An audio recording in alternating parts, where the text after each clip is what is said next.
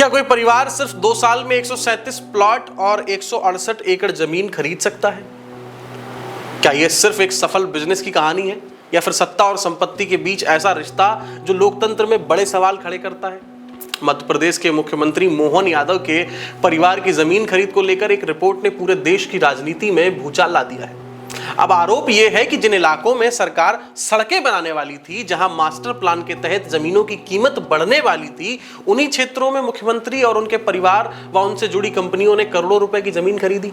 अब सवाल यह नहीं है कि जमीन खरीदी गई, सवाल यह है कि क्या यह एक महज संयोग था या फिर सत्ता और संपत्ति की कहानी का एक नया अध्याय। नमस्कार, आप देख रहे हैं न्यूज फीड और मैं शिवम यादव हूं आपके साथ। देखो, मामले की शुरुआत जो है वो एक जांच रिपोर्ट से हुई है। रिपोर्ट के अनुसार मुख्यमंत्री बनने के बाद दिसंबर 2023 से दिसंबर 2025 के बीच मोहन यादव के परिवार और उनसे जुड़ी रियल एस्टेट कंपनियों ने उज्जैन के आसपास के क्षेत्रों में 137 प्लॉट खरीदे, जिनका कुल क्षेत्रफल लगभग 168 एकड़ और कीमत करीब 45 करोड़ रुपए बताई जा रही है।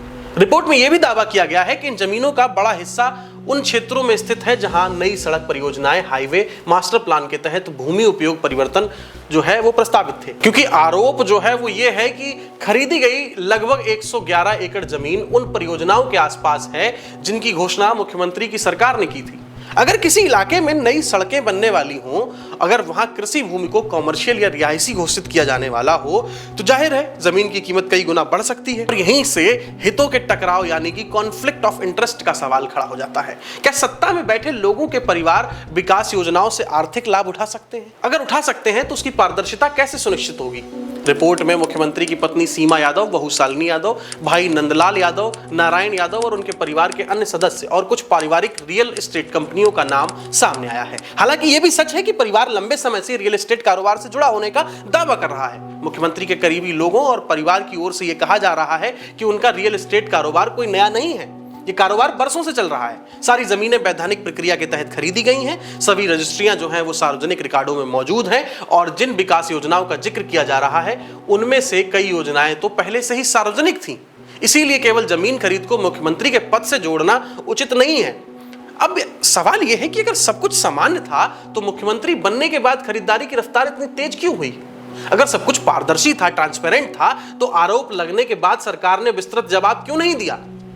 अगर ये सिर्फ एक संयोग है तो इतने सारे संयोग आखिर एक ही नक्शे पर क्यों दिखाई दे रहे हैं भाई?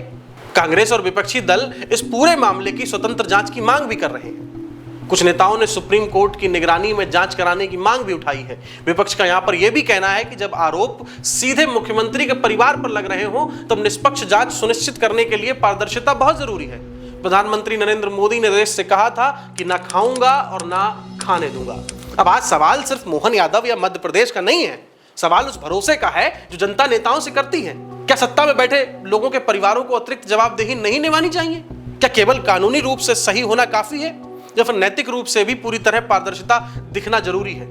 हम किसी को दोषी नहीं ठहरा रहे क्योंकि अभी तक कोई अवैधता साबित हुई नहीं है, लेकिन यह भी उतना ही सच है इतने बड़े पैमाने पर हुई जमीन खरीदने सवाल जरूर खड़े कर दिए। और लोकतंत्र में सवाल पूछना विपक्ष का अधिकार ही नहीं बल्कि जनता की जिम्मेदारी भी है। अब फैसला जो है वो अदालत करेगी, जांच एजेंसियां करेंगी, लेकिन तब तक ये सवाल जनता के बीच रहेगा। क्या ये कहानी जो है वो सिर्फ एक सफल कारोबारी परिवार की कहानी है या फिर सत्ता और संपत्ति के रिश्ते की एक और मिसाल? देखो, आप इस पूरे मामले पर क्या सोचते हो? अपनी राय हमें कमेंट सेक्शन में जरूर बताइए। फिलहाल के लिए इतना ही। आप देख रहे थे न्यूज फीड और मैं शिवम यादव हूं आपके साथ। धन्यवाद।